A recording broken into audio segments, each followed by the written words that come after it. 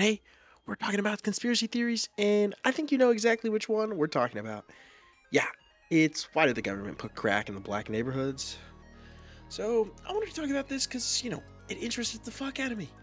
I love those interesting facts. I mean, to me, the facts were written all over the place because the government, well, they'll tell you otherwise. They fucking hate black people. They don't like them. And you've got to understand the reason I'm saying this, because I'm going to tell you my 3 reasons on why they put the crack in the black neighborhoods. But you got to think first, why is it that all the people who made change for these black communities and the black people fucking died? MLK assassinated, fucking government killed his ass. John F. Kennedy killed by the government. They'll say no, but they fucking did it, and we know they fucking did it. But you can't get close to the truth, or you're gonna end up just like them, fucking dead, 6 feet under. But even though they still let the black people have citizenship, which is amazing, they had a fucking plan, and the plan was they would put the crack in the black neighborhoods for 3 simple reasons. To create addicts is the first one, because the government is not stupid. They know a lot of these black people weren't the most knowledgeable since they were treated like shit. So it was easy to get them hooked on drugs. And once this was done, they didn't have to do shit from here. It would all play out on its own. Because reason 2 was to create black violence. And the reason here is even more fucking simple. They knew these drugs would make people violent. Someone gets in the way of a hard crack addict, Or they have some crack and they're not willing to share, you're gonna get fucking sliced.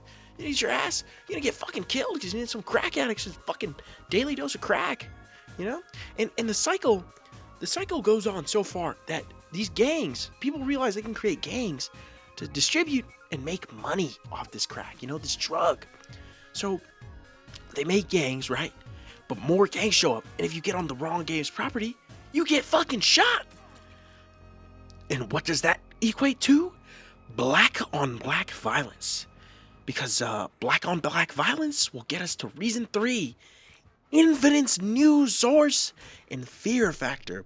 You see, the thing about black on black violence is that they won't talk about it if it was an innocent black man. They'll only talk about it if it was 2 devious drug addict, gang related black people.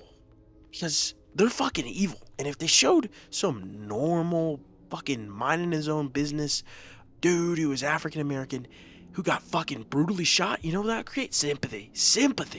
And you don't want to feel sympathy for those hooligans, the government would say.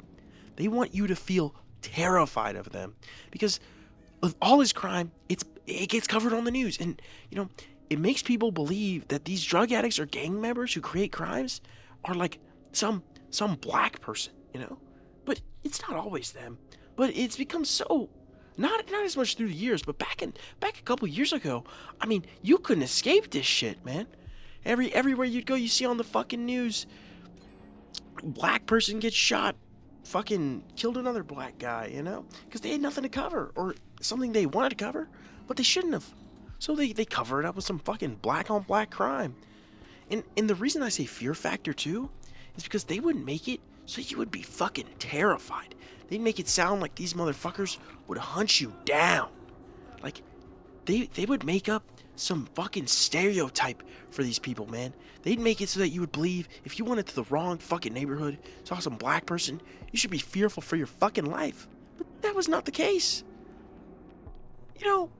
These people are just normal fucking people. They're living their own lives, man. They've been mistreated for like years. They still get mistreated, But it's died down over the past couple years. But like back then, man, it was crazy, man.